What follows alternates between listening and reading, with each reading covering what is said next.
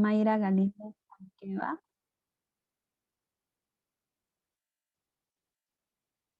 Muy bien, les damos la bienvenida a todos. Bienvenida Mayra, un gusto tenerte con nosotros.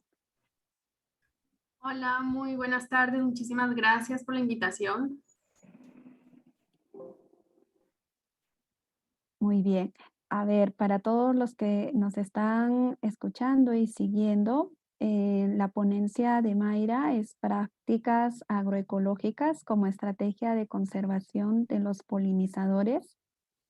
Mientras Mayra va compartiendo las diapositivas, vamos a conocer un poco más de Mayra. Mayra es bióloga egresada de la Universidad El Bosque en Bogotá. Ella tiene una maestría en bosques y conservación ambiental de la Universidad Nacional de Colombia, sede Medellín. Ella ha adelantado procesos de conservación de especies como el oso andino, abejas nativas y ecosistemas como el bosque seco tropical. Actualmente se desempeña como directora científica y representante legal de la Fundación Uracu para la protección y conservación de los recursos naturales. Es una entidad sin ánimo de lucro dedicada en la formulación y desarrollo de procesos enfocados en la protección del patrimonio ambiental, con más de 5 años de experiencia en la formulación y gestión de proyectos.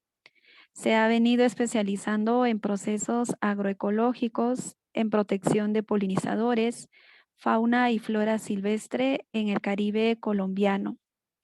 Además, ella es docente de cátedra en la Fundación Universitaria del Área Andina en la Maestría de Gestión Ambiental, cofundadora y docente de la clase de Arte y Naturaleza en la Fundación Red de Escuelas de Música del Caribe.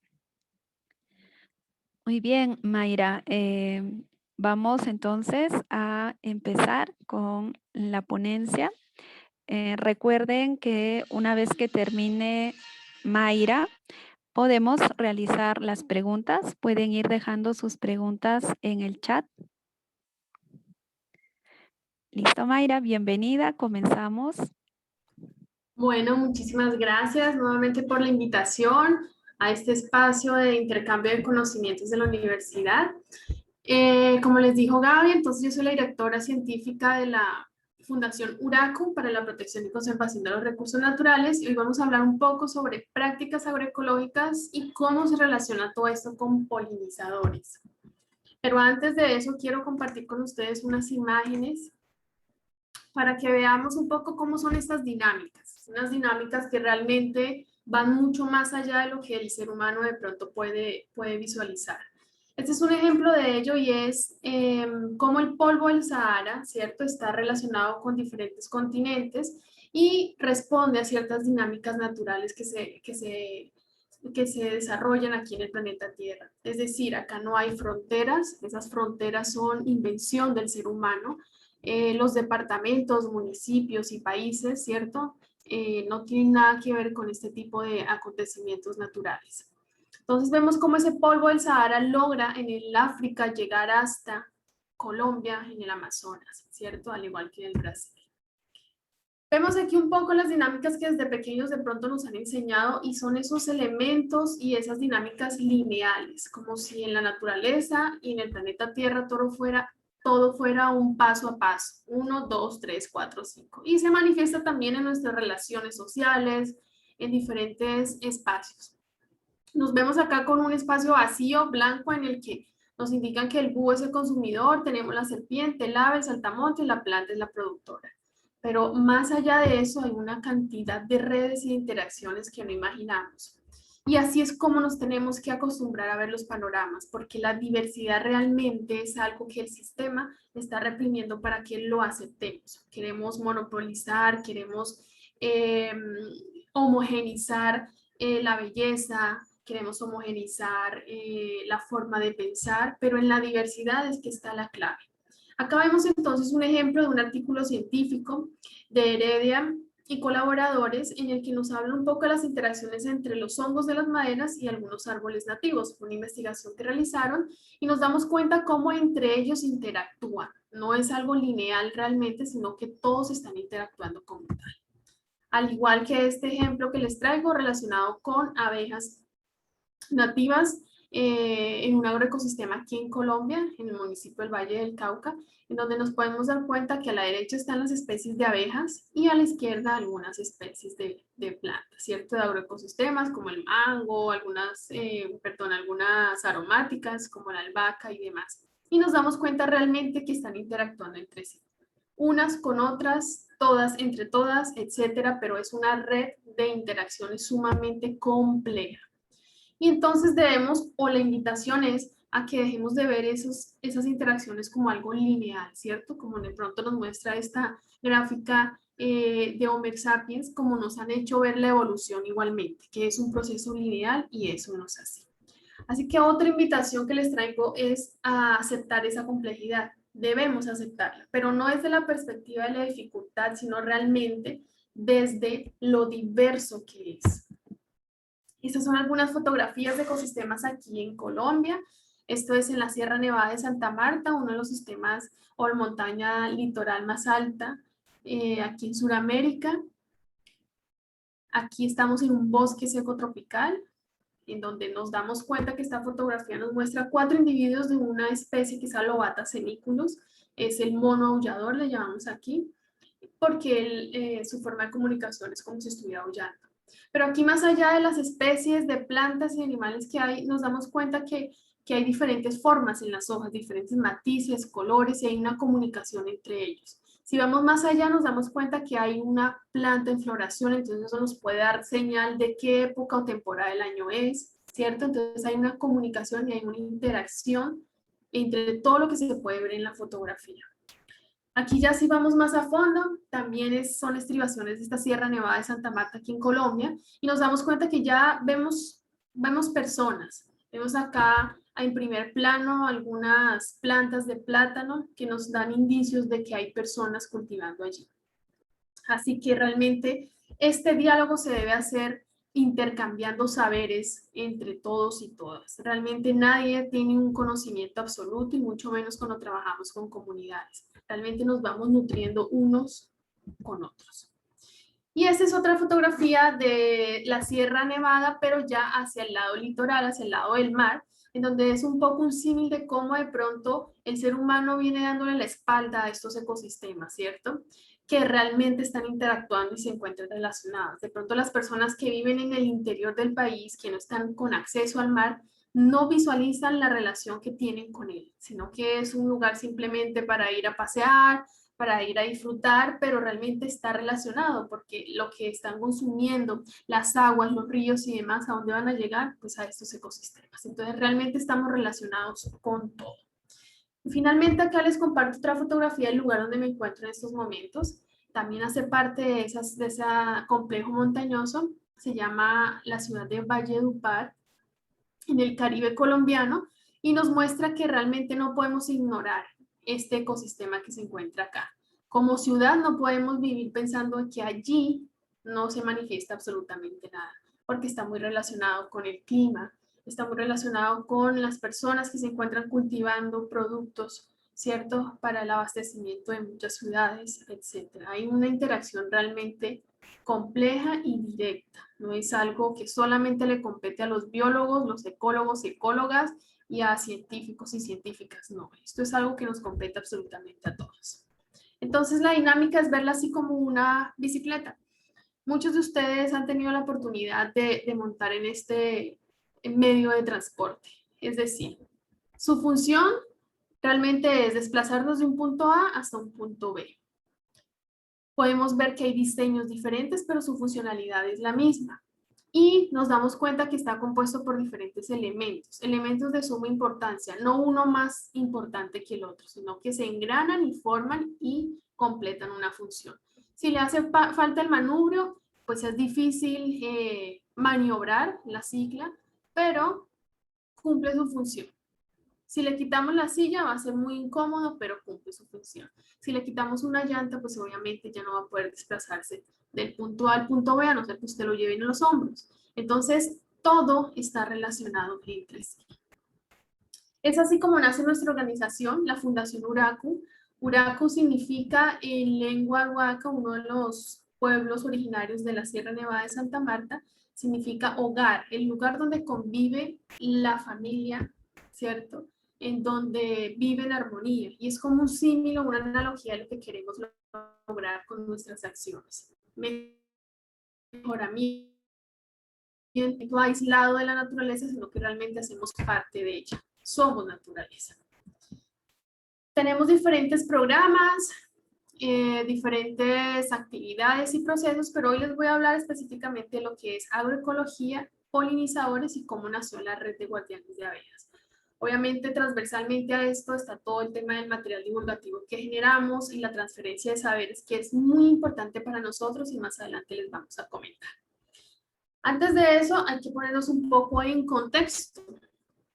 Y es hablar de esa agricultura convencional y de ese legado que nos ha dejado la Revolución Verde. Esa revolución que nació después de que acabó la Guerra Mundial y empezaron a sobrar insumos de la guerra, porque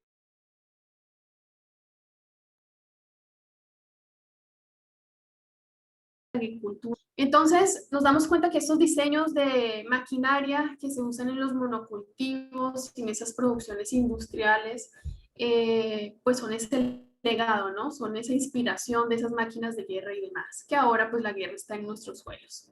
Entonces nos damos cuenta que tenemos insumos externos tóxicos, le estamos aplicando tóxicos a las comidas, a los alimentos, y que la mayor cantidad de lo que decía la Revolución Verde, que era acabar con el hambre en el mundo, nos hemos dado cuenta en la actualidad que eso no fue así y no será nunca así.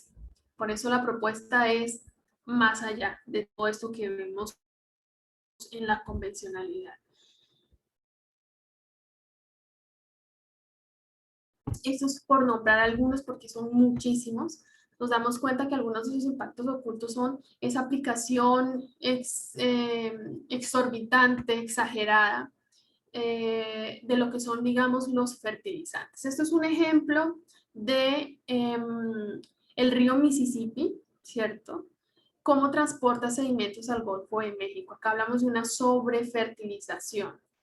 Acá hay personas, aquí hay comunidades que se beneficiaban por la pesca o la venta de camarones y pues productos del mar. Debido a esto, obviamente hay muerte y mortandad de muchísimas especies, dentro de ellas esas comerciales. Y esto hace que, obviamente, el ser humano o las personas que están allí interactuando se encuentren afectadas directamente. Pero más allá de esto está todo este ecosistema. Se le llama la zona muerta masiva, tiene aproximadamente 12.875 kilómetros. Y se dice o se reporta que puede ser una de las más grandes del Golfo de México. Todos estos son aguas residuales que con las lluvias obviamente llegan al mar y todas las toneladas de fertilizantes. Dichos fertilizantes que se usan en la agricultura convencional, pues obviamente no son, digamos que la planta no logra capturar absolutamente todo ese producto y hay una sobrefertilización. Todo eso obviamente se escurre por cuando hay las lluvias y demás y caen en estos cuerpos de agua, en las mares. Y allí es donde se deposita finalmente. Adicionalmente, hemos naturalizado la aplicación de tóxicos en nuestra comida, tanto así que ya tenemos tablas en donde decimos, bueno, pero no es tan tóxico porque tiene esto, ¿cierto? Tiene esta cantidad. Naturalizamos, y ¿desde cuándo naturalizamos entonces la aplicación de tóxicos a nuestra comida? ¿Desde cuándo para sembrar tenemos que usar este tipo de indumentaria, este tipo de protección para nuestra alimentación? ¿Qué es lo que está pasando en el mundo? Y más allá de eso están esas personas que están trabajando directamente con todos esos tóxicos, que ya está más que evaluado y más que demostrado que hay familias enteras que han tenido problemas neurológicos, muertes, problemas de fertilidad, etc. Adicionalmente a las personas que consumimos los productos. Y finalmente tenemos algunas de las de los efectos también o consecuencias de todo esto, y es el tema de la deforestación, el tema de la erosión. Esto obviamente está relacionado con las inundaciones. Bueno, ustedes nos podemos dar cuenta que todo está relacionado y realmente todo tiene una causa y tiene muchos efectos. Aquí nos damos cuenta en esta gráfica un poco sobre esos cultivos masificados, industriales, que se hacen o se realizan a nivel mundial. Y la mayoría son pocos productos realmente y están enfocados en la alimentación, pero no del ser humano, sino en producir alimentos para los animales que estamos consumiendo, como lo es el trigo, el arroz, algunos cultivos oleaginosos, cereales secundarios, raíces, tubérculos y plátanos. Y aquí nos damos cuenta que al 2030 la idea es que se aumente esa producción. Nos damos cuenta que en América Latina la tierra de cultivo que se está usando, calculada en millones de hectáreas, es 203. Y se calcula, o cuál debería ser idónea para su cultivo, son 1066, perdón. Entonces nos damos cuenta que si seguimos aumentando esa producción industrializada, realmente vamos a tener y seguir teniendo los mismos problemas que venimos adelantando. Estas son algunas cifras que nos hacen pensar un poco, y está basado y modificado de uno de mis maestros, que es Jairo Restrepo Rivera, y es todo ese tema de la agricultura orgánica, y es un libro que se denomina ¿Quién nos alimenta?, del año 2017. Nos dice lo siguiente: los campesinos son los principales proveedores de alimentos para más del 70% de la población mundial y la producen con menos del 25% de los recursos. Es decir, ¿cuáles son esos recursos? Agua, suelo y combustibles. Mientras que toda la cadena de alimentación agroindustrial utiliza el 75% de los recursos agropecuarios del planeta y es una de las principales fuentes de emisiones de gases de efecto invernadero, pero solamente nos están proveyendo solo nos proveen de comida a menos del 30% de la población mundial. Esto es totalmente insostenible. En la actualidad, al menos 3.900 millones de personas padecen de hambre o mala nutrición, porque bueno, podemos ver niños, niñas, jóvenes, físicamente de pronto con cierta contextura que nos hace pensar que se está alimentando bien, pero entonces ahí vamos más a fondo y estamos hablando de la nutrición, y eso ya se ve en indicadores relacionados con el cerebro, con comportamientos violentos. Mejor dicho, eso está relacionado con muchísimo de las problemáticas que en la actualidad estamos viviendo. Y nos dimos cuenta definitivamente que después de 50 años, la revolución verde no fue capaz de alimentar el mundo. Esa cadena agroindustrial definitivamente nos exige mucha dependencia de recursos que no son renovables, combustibles fósiles, fertilizantes, venenos, maquinaria, semillas que son súper dependientes a esos insumos que dependen del petróleo, etc. Entonces se vuelve un círculo vicioso. A modo de gráfica les voy a mostrar lo siguiente, y es el destino de las calorías producidas por la agroindustria, pero se representa en 100 platos.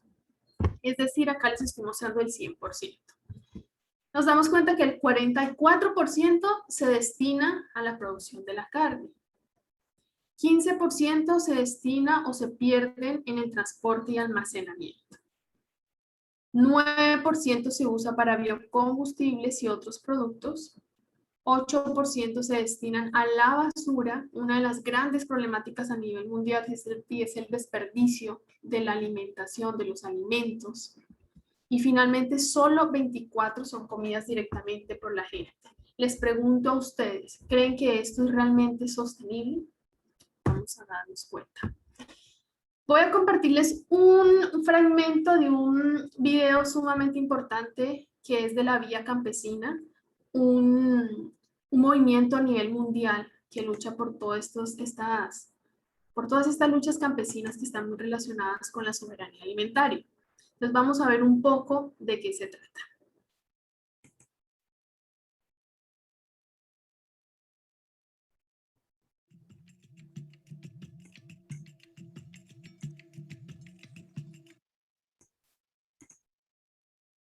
Mi nombre es Rosalía, vivo en Pernambuco, al norte de Brasil, y me dedico al cultivo de una pequeña parcela de tierra en la que produzco frutas, cacao, café y también crío animales de granja. Como yo, millones de campesinos y campesinas en todo el mundo trabajan su tierra, Xi'an en Asia, Yarik en África, Manuel en México producen frutas, verduras, huevos y carnes en sus pequeños campos y granjas. Estamos acá para hablar del calentamiento del planeta. El planeta se está calentando por el exceso de emisiones de gases de efecto invernadero. Estas emisiones se deben fundamentalmente a la quema de combustibles fósiles y a la pérdida y descomposición de la materia orgánica del suelo. Seguro que has escuchado hablar de esto. Lo que seguramente no sabes es qué relación tiene el calentamiento del planeta con el sistema alimentario. De eso queremos hablarte. El calentamiento de la Tierra está produciendo una crisis climática que tiene consecuencias terribles para todos los habitantes del planeta. Inundaciones, sequías y otros fenómenos atmosféricos nos afectan a todos. Casi la mitad de las emisiones de gases de efecto invernadero son generados por el sistema agroindustrial de producción de alimentos. Esto se debe a 6 impactos sobre el planeta del sistema agroindustrial: deforestación, producción agroindustrial, transporte, procesamiento, refrigeración y desecho de alimentos. Veamos cada una. La deforestación. En primer lugar, la agricultura industrial ocupa tierras fértiles para sus monocultivos, acaparando millones de hectáreas. Para disponer de estas tierras, se deforestan enormes superficies de humedales y bosques. En el proceso, se queman árboles y la materia orgánica de los suelos que los sostienen. La pérdida de materia orgánica libera dióxido de carbono, uno de los principales gases de efecto invernadero, que acaba así en la atmósfera. La expansión de la frontera agrícola es responsable del 70 a 90% de la deforestación mundial. Esto provoca entre el 15 y el 18% de las emisiones globales de gases. La producción. Para producir en esos campos, la agricultura industrial utiliza tractores y maquinaria agrícola que consumen gasolina, es decir, queman combustibles fósiles. Los monocultivos exigen el uso de fertilizantes y agrotóxicos, especialmente la producción de fertilizantes químicos consume enormes cantidades de combustibles fósiles y su utilización intensiva echa óxido nitroso, otro potente gas de efecto invernadero, a la atmósfera. Como las tierras se ocupan con monocultivos, a los animales se los encierra para su cría intensiva. Esto produce exceso de excremento concentrado. El excremento libera gas metano, otro de los gases de efecto invernadero. Los monocultivos, la cría intensiva de animales y la producción y uso de fertilizantes y agrotóxicos aportan entre un 11 a un 15% del total de las emisiones globales. El transporte. El sistema alimentario industrial obliga a que las materias primas y productos recorran grandes distancias. Los ingredientes empleados pueden cultivarse en Argentina, como la soja, para alimentar gallinas en China, que producen huevos que son exportados a Hong Kong, o carne que es consumida en Estados Unidos. Mucha de nuestra comida, producida en condiciones industriales en lugares lejanos, viaja miles de kilómetros antes de arribar a nuestro plato. Estimamos que el transporte de alimentos es responsable de un 5 a 6% del total de las emisiones de gases de efecto invernadero. Procesamiento y envasado. La industria alimentaria transforma los alimentos en comidas y bebidas listas para consumir y colma las estanterías con productos procesados y presentados en cientos de formatos y marcas diferentes que nos impone mediante su agresiva publicidad. El procesamiento y envasado de los alimentos consume una enorme cantidad de energía que provoca gases de efecto invernadero. Entre un 8 a 10% del total de los gases que calientan nuestro planeta provienen del procesamiento y envasado de los alimentos industrializados. Refrigeración y supermercados. Una vez que la industria alimentaria ha transformado los alimentos en estos tentadores productos listos para consumir, se torna indispensable la refrigeración para su venta en grandes supermercados. Esto añade otro 2 a 4% a las emisiones globales de gases de efecto invernadero. Desecho de alimentos. Finalmente, y aunque parezca increíble, el sistema alimentario industrial desecha casi la mitad de la comida que produce. Esto se explica porque su objetivo no es alimentar a la gente, sino la búsqueda de rápidos beneficios económicos. Se desechan alimentos en los campos porque no tienen las medidas que requieren las grandes empresas alimentarias. En el largo viaje de las fincas a las bodegas intermediarias, entre las bodegas y los procesadores, y también en el comercio al menudeo y los restaurantes. Mucho de este desperdicio se pudre en las pilas de basura y los rellenos sanitarios, produciendo cantidades importantes de gases de efecto invernadero. La gran mayoría de los desperdicios orgánicos vienen del sistema alimentario y son causantes de entre 3 a 4% de las emisiones globales. Nosotros tenemos algunas ideas para resolver esto que queremos compartir con vos. La soberanía alimentaria, 5 pasos para enfriar el planeta y alimentar a su gente. Escuchen atentos lo que sigue. La buena noticia es que tenemos soluciones. Nutrir el suelo, promover el cultivo agroecológico y la producción local, la tierra para los campesinos y campesinas y rechazar las falsas soluciones. Así, los campesinos y campesinas podemos enfriar el planeta.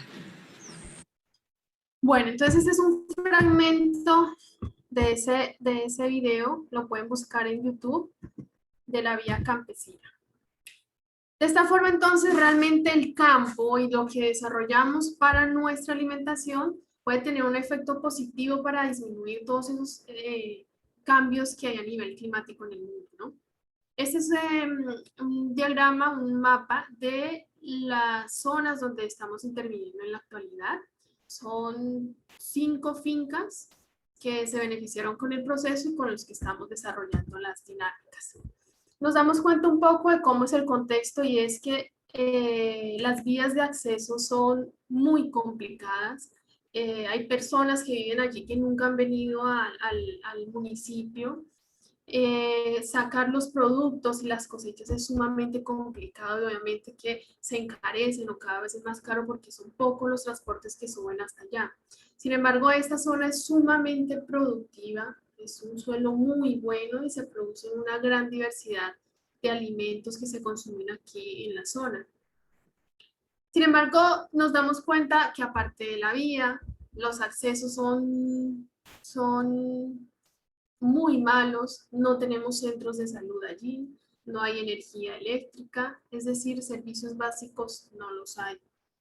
Razón por la cual se dificultan ciertas dinámicas y razón por la cual también digamos que las autoridades y los entes gubernamentales no han llegado a la zona. Eso entonces nos pone un reto grande para trabajar en este lugar como organización sin ánimo de lucro. Sin embargo, fueron las personas las que nos buscaban y nos dijeron que venían desarrollando prácticas convencionales que no estaban dando resultados positivos porque veían que se estaba enfermando el suelo, cada vez estaban los cultivos más enfermos y ellos también. Entonces, por eso buscaron. Es un desplazamiento que se hace desde 225 metros sobre el nivel del mar, donde nos encontramos ahora, y subimos hasta 865 metros sobre el nivel del mar. Con la vía como se encuentra, son 3 horas de camino, pero realmente eso queda súper cerca. Con una vía decente, en una hora o menos, podríamos tener acceso fácilmente al lugar.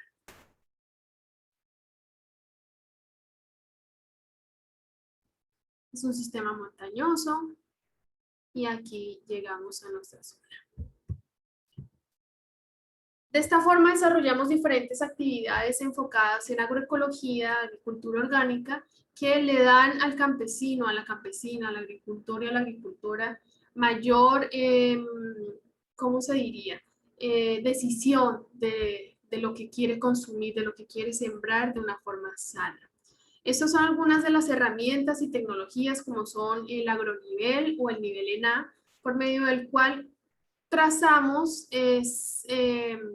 las curvas de nivel para poder definir las terrazas y de esta forma hacer prácticas que protegen los suelos. Las terrazas, como pueden ver, es un lugar que es inclinado, ¿cierto? Es una montaña. La idea es, ellos antes sembraban sus cultivos tal cual. Entonces, cuando vienen las lluvias, hay un desplazamiento de todo lo que está abonado en cada una de las plantas y todo cae hacia los ríos. Entonces, quedan los suelos pobres, desprotegidos y cada vez tienen que estar aplicando más y más fertilizantes. Con esta tecnología de terrazas de formación, lo que hacemos es como unas especies de escalones. Y allí lo que hace la lluvia es, cada vez que baja el agua, empieza a secuestrarse esa materia orgánica en cada uno de los escalones y no perdemos esa cantidad tan exorbitante de materia orgánica. Obviamente el suelo no lo dejamos desnudo nunca porque afectamos los microorganismos, macroorganismos y demás que se encuentran allí. Como podemos ver, hay mujeres, hombres, niños, niñas, trabajamos en comunidad, no es un trabajo que hacemos solamente destinado para una población específica, sino que integramos a toda la familia. También estamos en el proceso de socialización de lo que son los calendarios lunares y planetarios, con el fin de regirnos un poco más con esto y entender el por qué una siembra en X luna es totalmente diferente a otra, ¿cierto? También aquí se hizo la siembra de ciertas plantas medicinales que no se encontraban en la zona, que obviamente son de uso de la comunidad. Aquí estamos realizando una especie de diagnóstico del suelo para saber qué tan activo en cuanto a microbiología se encuentra el suelo. Este es el microscopio campesino, le llamamos acá. Y se trata de una técnica en la cual reservamos aquí en estas cajas Petri esas muestras de suelo que están alimentadas con ciertos insumos, con agua destilada y demás, una preparación que se realiza. Y después de X tiempo nos damos cuenta de la formación de hongos, de bacterias, etcétera. Y así nos podemos dar cuenta qué tan activo se encuentra ese suelo. Acá nos encontramos realizando abonos orgánicos. Acá todos los insumos pues son naturales, son del lugar, de la zona. Esto es por medio de fermentación y la idea pues es apoyar los cultivos por medio de estas técnicas. También tenemos la sección o la parte de maíces nativos. La idea es no sembrar ese maíz comercial que venden en las tiendas comerciales, sino resaltar y volver a valorizar todas esas especies nativas que se encuentran acá en el Caribe colombiano. Así como ustedes allá en Perú, que tienen una infinidad magnífica y hermosa de variedades de maíz. Aquí en el Caribe también son variedades que se encuentran adaptadas a todas estas temporadas de sequía largas y obviamente que tienen un valor nutricional incalculable. También hacemos monitoreos comunitarios con los niños y las niñas y los jóvenes con el fin de conocer cuáles son esas especies de fauna que están coexistiendo con nosotros. Es uno de los valores principales que aprendemos en estas dinámicas y es aprender a coexistir. Porque muchas de las dinámicas que se dan en estos territorios es todo lo que se acerca a mi cultivo hay que eliminarlo porque se lo come, lo consume, lo daña. Y realmente estamos coexistiendo con todas esas especies. Entonces se diseñan estrategias para evitar o disminuir pues ciertas interacciones negativas. En ese monitoreo aquí encontramos, digamos, una especie de roedor que se encuentra en la zona, que es el Dasyprocta punctata, aquí en la zona le llamamos ñeque, y es muy, muy importante, es un jardinero de los bosques, siembra semillas y ayuda a dispersar muchos frutos de aquí de los bosques secos tropicales. Todo esto lo realizamos porque queremos ver plazas de mercado y neveras diversas. Aquí nos podemos dar cuenta que hay una infinidad de frutos, verduras y demás, y hay muchísimas más, sobre todo aquí en Latinoamérica, y esa es la idea, ya que el sistema quiere que homogeneicemos nuestra forma de comer, y por eso la soberanía alimentaria se basa en eso. Usted escoja cuándo, por qué y cómo va a consumir su alimento, no la industria, ni el comercio, ni el mercado. Todas estas actividades entonces las hemos hecho con los guardianes de las abejas. De esta forma nace esta red. Nosotros nos enfocamos en polinizadores, sobre todo en abejas. Quiero aclarar que las abejas no son los únicos individuos, especies y demás que polinizan, sino que realmente hay muchas más, ya vamos a hablar más adelante. Sin embargo, nosotros nos especializamos en abejas nativas. Tenemos entonces que estas clases de insectos tienen unas tribus, y hay una tribu muy particular que es la Meliponini, que digamos que hacen parte ciertas abejas que le llamamos abejas sin aguijón, porque es que no todas las abejas pican como dicen las personas. Están estas abejas nativas y esas abejas silvestres que obviamente nos apoyan sumamente o nos apoyan muchísimo en los procesos de polinización, un proceso de suma importancia para la producción de alimentos. Tenemos estas cifras súper interesantes que son más de 20.000 especies hasta ahora, o un poquito más de especies se han identificado en el mundo de abejas, de las cuales el 5%, es decir, aproximadamente 1.000 son sociales, el resto no son sociales. ¿Esto por qué lo digo? Porque la mayoría de personas creen que las abejas se comportan todas como Apis mellifera, que es una especie introducida, que crea colmenas, tiene una organización social. Hay muchas especies que son solitarias, que otras no intervienen mucho en polinización. Entonces es como cambiar un poco ese paradigma, ¿cierto?, de lo que son las abejas. En Colombia tenemos 600 especies aproximadamente identificadas hasta la fecha y 240, es decir, el 40% son sociales. Algunas producen miel, algunas no, unas son cleptoparásitas, otras no. En fin, hay una diversidad exorbitante en temas de polinizadores, sobre todo en las abejas. Aquí nos damos cuenta de formas diferentes, colores diferentes y obviamente que van a tener funciones diferentes. Estas, digamos, son abejas de las orquídeas, Eulaema policroma y cingulata. Tienen la glosa, la lengua, la tienen sumamente larga para poder acceder a estas plantas con flor que tienen más difícil el acceso, ¿cierto?, al néctar. Tenemos estas abejas como la Ixadetes smaragdina, que es cleptoparásita, y Euglossa imperialis, que es abejas de las orquídeas también. Están adaptadas a coexistir con estas especies. Y aquí nos damos cuenta que hay diversidad de colores, formas, obviamente nidifican en zonas diferentes. Aquí nos damos cuenta de una especie que fue como la especie que nos inspiró en la imagen de la red de guardianes de abejas. Es una especie típica e endémica del bosque seco tropical, como lo es la abeja Melipona favosa, o le llamamos cargabarro. Ella crea la entrada de su nido con barro. Y siempre la entrada de una guardiana. Así son sus nidos. Aquí nos damos cuenta de una abejita entrando, un poco el tamaño. Nos damos cuenta que algunas son peludas, otras no tanto. Esta es una abeja de una zona mucho más alta que hace parte aquí de Colombia, de la serranía del Perijá. Y esta es una flor de papa, de una de las tantas variedades de papa. Ustedes las conocen más que yo. Todos estos procesos de polinización entonces se relacionan con el bienestar o la calidad de los bosques. Obviamente, si hay bosques, estamos hablando de agua. Si hay bosques, estamos hablando de calidad de aire. Estamos hablando de alimentación para todos los seres vivos que requieran de estos recursos, tanto para la fauna silvestre como para nosotros. Las fibras, ¿cierto? Las plantas que nos dan esas fibras para vestirnos. Esos materiales hasta para la construcción de instrumentos musicales, las medicinas, entre otros. Entonces, por eso nos damos cuenta de la gran importancia de este proceso. Aquí nos damos cuenta en este diagrama que el proceso de polinización es el que hace posible que se fecunde, ¿cierto? Y obviamente haya producción de frutos y semillas. Y la gran cantidad de alimentos que consumimos en la actualidad, pues obviamente está relacionado con polinizadores.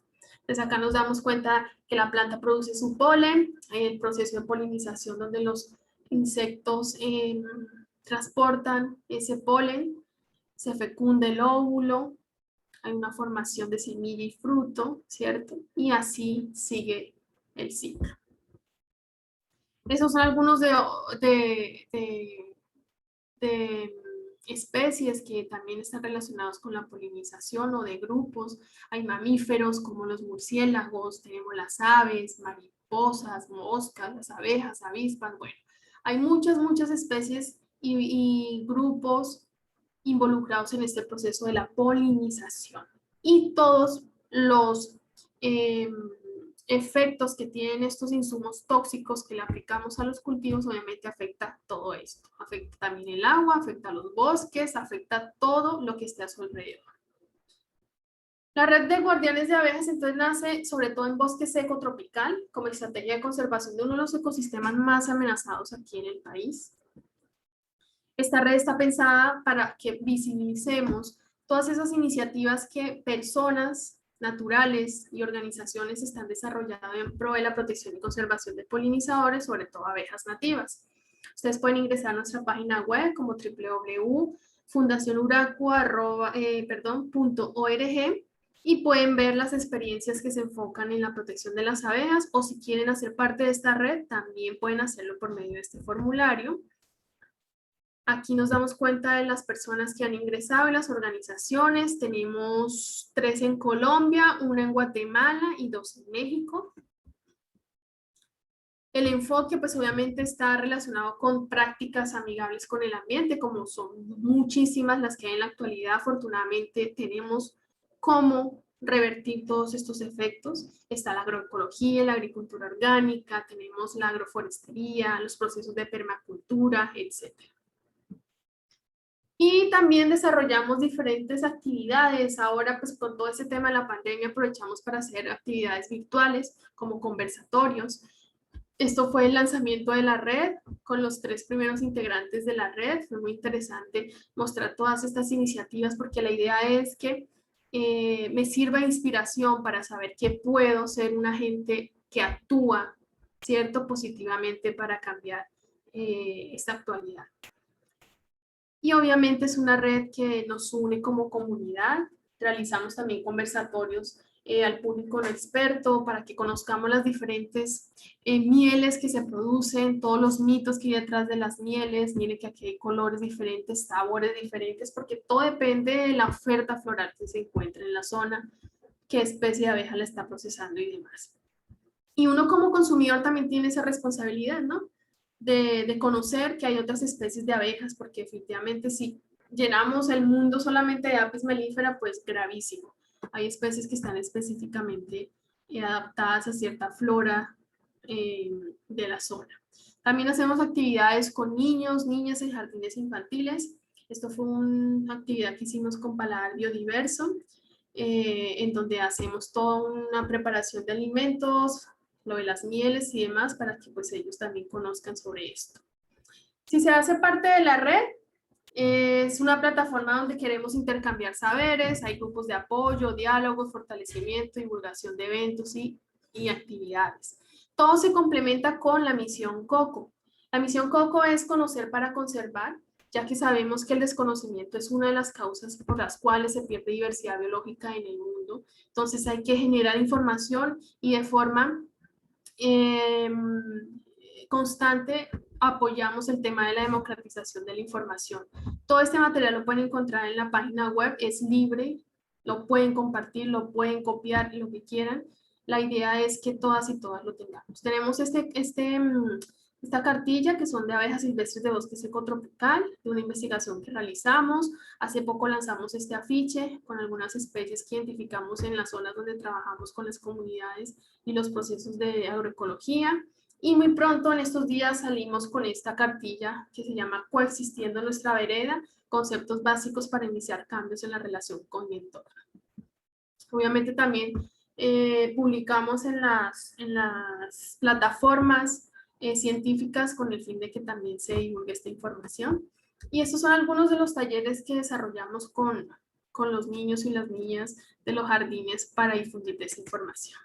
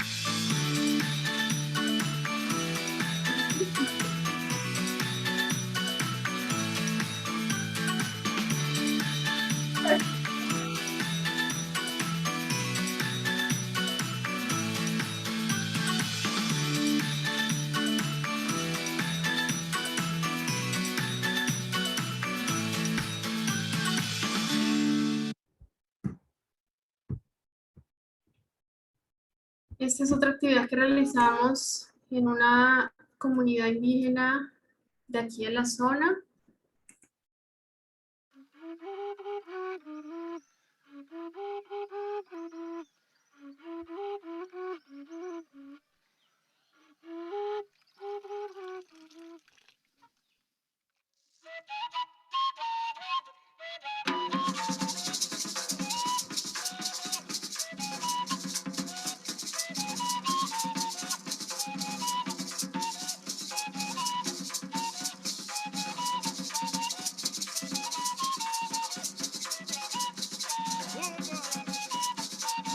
Música de la Sierra Nevada.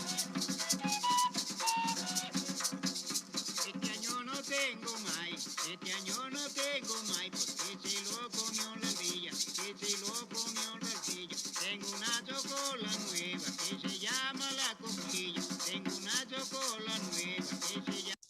Obviamente con todas estas actividades, algo que nos caracteriza es toda esa multidisciplinariedad que tenemos en los procesos, porque realmente llegar con esta información al público no experto no es con temas técnicos, ni cifras, ni estadísticas, sino saber llegar.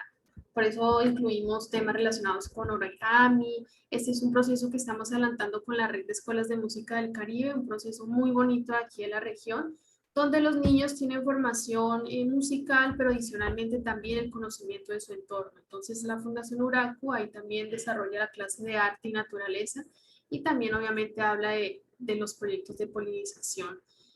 Estamos en el proceso de la creación de esa huerta musical o cultivo musical, en el que obviamente va a ser un aula ambiental para desarrollar todos los procesos enfocados en la naturaleza y cómo se relaciona con la música, porque el simple hecho de tocar un instrumento, ese instrumento está hecho de una madera que vino de la naturaleza, entonces es importante conocer eso. Entonces así desarrollamos diferentes actividades. Y para finalizar, entonces, más es más, para nosotros la cooperación es de suma importancia. Las disciplinas, diferentes disciplinas, pues obviamente son de gran importancia para trabajar en contexto. Porque definitivamente, aunque estemos trabajando en un mismo ecosistema como es el páramo, como lo vemos acá en estas imágenes, es diferente trabajar en el páramo de Piura en Perú y diferente en el páramo de Chingaza aquí en Colombia. Todo lo que propongamos realmente debe ir desde la complejidad y desde el contexto. Prohibido copiar de otros lados porque los contextos son diferentes. Por eso nosotros hacemos alianzas todo el tiempo con instituciones, organizaciones, personas, multidisciplinario, interdisciplinario. Acá ustedes ven cuestiones de arte, agricultura, bioconstrucción, alimentación, investigación, etcétera. Y eso es, digamos, que uno de los valores agregados de nuestra organización. Para finalizar, les dejo esta frase icónica para nosotros de Mahatma Gandhi, que nos dice: sé tú el cambio que quieras ver en el mundo, el cambio empieza con cada uno de nosotros. Muchísimas gracias por su tiempo. Si tienen alguna pregunta, quedamos abiertos. Y muchísimas gracias a la Universidad Continental por esta grandiosa invitación. Muchas gracias, Mayra, por la excelente presentación. Vamos ahora a pasar al bloque de preguntas. Los invito a todos a escribir sus preguntas, a enviarlos por el chat. Bien, tenemos por aquí la pregunta de Sergio Mayra. ¿En qué manera ha afectado la introducción de nuevas prácticas de cultivo en la fauna local? ¿Qué indicadores emplean para evaluarlo? Bueno, nosotros con relación a las prácticas de transformación agroecológica apenas iniciamos el año pasado. Así que resultados ahora no hay como tal un cambio que se note. Apenas estamos en lo que fue el monitoreo de fauna silvestre, identificar obviamente cuáles especies están asociadas y ya más adelante se van a hacer los estudios relacionados a los polinizadores que pudimos identificar porque ya hicimos como esa guía de polinizadores que estaban llegando a sus cultivos y después de más de por ahí dentro de año y medio ver qué pasó con los cultivos. El año pasado, por el tema de la pandemia, lo que hicimos fue correr las cosechas y las siembras, entonces digamos que hasta en la actualidad no se ha visto ese cambio. Sí se ha visto cambio es en los suelos y las especies que estamos cultivando allí, las variedades de alimentos que se están cultivando. Ok, gracias, Mayra. Bien, tenemos otra pregunta de Carlos Ricaldi. Nos dice de qué forma influyó las restricciones de ciertas actividades por el contexto de pandemia al trabajo con las comunidades. Bueno, nosotros tenemos una ventaja y es que esto no es un proyecto que tiene un día de inicio y un día de finalización y tenemos que presentar, digamos que resultados a una institución y demás, sino que es un proceso que se viene adelantando con la comunidad. Cuando nosotros hablamos de agroecología y agricultura orgánica, iniciamos desde la base de los conocimientos, de reconocer al suelo como un organismo vivo y no una materia inerte que solamente está para colocar la semilla y que siembres o coseches. El solo o el simple hecho de conocer y reconocer qué microorganismos hay allí es de suma importancia. Por eso nosotros empezamos de cero con la comunidad. Una de las ventajas que tenemos es que toda esta información, estos conocimientos que nos damos cuenta pues en las huertas y demás, con la pandemia que no pudimos acceder fácilmente después de un tiempo, pudieron seguir y continuar. Digamos que el desplazamiento obviamente se vio afectado. Como les dije ahora, los tiempos de siembra no son cualquiera, que es de pronto lo que puede pasar en un proyecto en el que te dan un año para ejecutar, pero si digamos ese tema de pandemia ocurrió, no puedes sembrar en cualquier momento porque simplemente no va a ser viable. Entonces se corrieron los temas relacionados con la siembra, obviamente las cosechas pues todavía no se han dado, pero adelantamos en conocimientos relacionados con la creación y elaboración de abonos orgánicos, el conocimiento de qué microorganismos son los que se encuentran en el suelo, cómo identificar por qué la presencia, y que todos son importantes. No tenemos que emplear herbicidas y insecticidas para todos los elementos, sino que se encuentran allí por algo. Entonces aprendimos a identificar un poco esas especies vindicadoras que nos están diciendo. Si hay presencia de este más de lo común, qué es lo que pasa, qué es lo que no pasa. ¿Esto por qué se hace? Porque es que cambiar un modelo convencional a uno de los que estamos proponiendo es muy complicado porque las personas quieren ver cambios inmediatos y esto no es de cambios inmediatos. Entonces, por eso se habla de procesos que van paso a paso. Entiendo, Mayra. Bueno, aquí hay otra pregunta de Diego Rivera. Nos dice cómo afecta el uso excesivo de fitosanitarios al proceso de polinización. Bueno, acá por lo menos nos hemos dado cuenta, no en la zona donde estoy trabajando, pero sí me he dado cuenta en diferentes lugares en donde digamos que he formado y he desarrollado procesos o proyectos, y es que en zonas donde no se aplican estos insumos externos, se puede ver la mayor cantidad de polinizadores, se pueden ver especies que en otros lugares ya no existen porque ya con tanta aplicación de tóxicos pues se han acabado. Y obviamente se traduce en la calidad de los frutos y las cosechas. Comparándolo con lugares donde usan demasiados insumos externos, pues obviamente la diferencia es absoluta. Y más aún se ve en la salud de las personas que se encuentran allí. Cuando tú emprendes un lugar o realizas un proceso agroecológico de agricultura orgánica, la salud de la familia es visible, a diferencia de lugares donde no se hace. ¿Por qué? Digamos en la zona donde estamos trabajando, irónicamente, y se da mucho en el campo, acá en Colombia, las personas tienen un recurso económico para comprar semillas e insumos externos que necesitan para sacar su cosecha. Venden su cosecha y van a la tienda a comprar el mercado. Entonces, una de los principales motores o actividades que realizamos es, primero, aliméntese usted bien, aliméntese bien con su familia para que pueda producir y vender lo que quede. No venda todo y lo que quede para usted. Eso es un cambio de paradigma y de perspectiva total que obviamente está muy enfocado con estos temas relacionados con agroecología. Es ir más allá de producir para vender. Esto va más allá de eso. Cuando hablamos de soberanía alimentaria, digamos que implica más elementos más allá de un negocio. Claro, sería más empoderarlos a ellos mismos para que puedan solventar primero su alimentación y luego complementarlo ya con lo que se pueda generar adicionalmente, ¿verdad? Exactamente. Bien, Así. Mayra. Yo tengo una curiosidad personal. De acuerdo y con base pues en la gran experiencia que tienes como ingenieros ambientales, cuando queremos iniciar con un proyecto de conservación de polinizadores, ¿cuál sería el primer paso, Mayra? ¿Qué recomendaciones nos darías para empezar con este proyecto? Bueno, eso depende de cada uno de los contextos, pero realmente principalmente lo que nosotros aconsejamos siempre es eh, esa parte de transmisión de conocimientos y es conocer qué hay allí. Cuando hablamos de polinizadores, sobre todo abejas, que son conspicuas casi ni se ven, ¿cierto? No son tan visibles. Las personas creen que solamente existen una o dos especies porque no se detienen a revisar. Cuando nosotros llegamos con estos procesos y identificamos las especies, se las mostramos, pasa que cuando uno conoce, ve más, ¿cierto? Entonces ya las personas empiezan, ay, miren, ahí está esa especie, empiezan a identificar que hay mucha más diversidad en sus cultivos.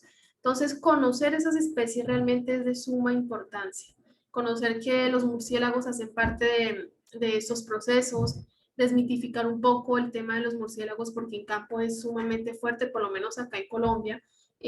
Aquí venden insumos para matar los murciélagos, mejor dicho, todo lo que vuela o se mueva hay que matarlo y que se tenga que esté relacionado con su cultivo.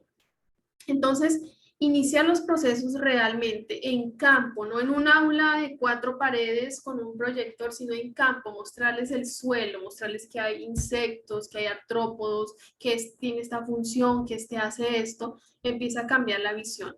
Después de hacer un buen proceso así, yo creo que ya viene implementación de técnicas y tecnologías, porque si iniciamos con la implementación de las técnicas y tecnologías desde el inicio, eh, no vamos a conocer el por qué, ¿cierto? El por qué, es decir, la base es realmente lo importante para desarrollar ese tipo de procesos, porque la idea es que la comunidad quede empoderada, como dices tú, y no dependa realmente de nosotros. Ese es como el fin, que no siempre tenga que depender de alguien que les esté asistiendo, sino que al contrario, ellos generen conocimiento, generen alternativas para las problemáticas que se le presenten. Entonces, si no conocen las bases de cómo funciona el suelo, cómo se relaciona con los árboles, porque eso es otra temática, ¿no? La deforestación para sus cultivos, que hay alternativas en donde tú puedes cultivar también con especies forestales, pues obviamente cambia totalmente el panorama, porque vienen las aves, vienen los murciélagos, vienen, bueno, otras especies relacionadas con la polinización. Entonces, ahí sí venimos a implementar técnicas y tecnologías. De lo contrario, digamos que no considero que sea un proceso sostenible que se mantenga en el tiempo, sino que sea por momento en el que usted se encuentra allí y ya. La idea es que hay que dar el conocimiento y ellos lo sigan aplicando, desarrollando y renovando. Claro que sí, Mayra. Y también destacar la experiencia que tienen como fundación y tu persona. Si en caso los chicos en un futuro estuviesen interesados en empezar con un proyecto, como dice Mayra, el conocimiento se comparte y también hay que aprender de experiencias previas. Entonces, Mayra, nosotros contentos y agradecidos de tenerte con nosotros en esta ponencia. Te agradezco mucho a nombre de la universidad, de todos los participantes. Voy a ceder ahora la palabra a Elizabeth Oret. Ella es la directora de la Escuela Académica Profesional de Ingeniería Ambiental, quien también se suma al agradecimiento por esta ponencia. Adelante, Elizabeth. Hola, Gracias. gracias Gaby. Hola Mayra, bienvenida y Bueno, gracias por tan brillante presentación. Agradecemos a todos nuestros participantes también porque hemos aprovechado al máximo el compartir de tu experiencia de tantos años que tienen en materia de conservación y efectivamente para nosotros estas fechas son icónicas, porque sobre todo este año, debido al tan delicado proceso que venimos atravesando por pandemia, la COVID ha demostrado que es de alguna forma un derivado de un problema ambiental también, porque nosotros al haber invadido todas estas fronteras naturales, hemos puesto en riesgo nuestra propia salud, ¿no? Y de repente ahí recién nos damos cuenta de lo delicado y frágil que son nuestros ecosistemas. Y creo que precisamente por eso este año Naciones Unidas declaró el Día Mundial del Medio Ambiente como un año para la restauración de los ecosistemas. Y ahora empieza el decenio para la conservación, ¿verdad? Entonces, para nosotros es importante la ponencia que hoy día has abordado porque nos permite muy bien introducirnos en este tema y estoy segura que todos nuestros estudiantes y todos los que nos han acompañado hoy en esta presentación han reflexionado mucho sobre la importancia del uso y la conservación sostenible de los recursos naturales, la importancia que tiene cada elemento dentro del ecosistema y sobre todo la amplitud que tienen los proyectos. Hablar del tema ambiental no es solamente hablar de un concepto aislado, de un ser vivo, o de pronto hablar solamente de calidad del suelo, o calidad del aire, o calidad del agua, sino es hablar de la interacción múltiple que tienen y de la codependencia que tenemos todos los individuos dentro de este ecosistema. Buenísimo, yo felicito mucho los proyectos que Euraco ha venido desarrollando como fundación en todo este tiempo y agradecemos profundamente tu tan desprendida participación, Mayra Galindo. Agradecidos contigo profundamente y con todos nuestros participantes. A nombre de la Universidad del Programa de Ingeniería Ambiental, las más profundas muestras de gratitud hacia tu persona y hacia todos nuestros participantes por haber aprovechado esta brillante ponencia. Gracias. Gracias también, Gaby, por habernos acompañado. Muchísimas gracias, Elizabeth, y a la universidad. Gracias. Gracias a todos.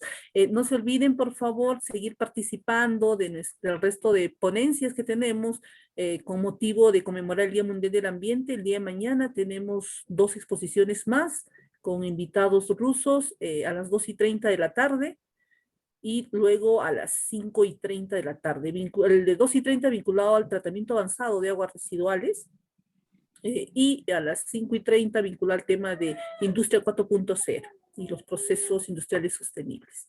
Gracias a todos. Buena tarde. Nos vemos. Gracias, Mayra. Chao. Gracias, Elizabeth. Hasta luego Gracias. con No, todos. gracias, Gaby. Chao.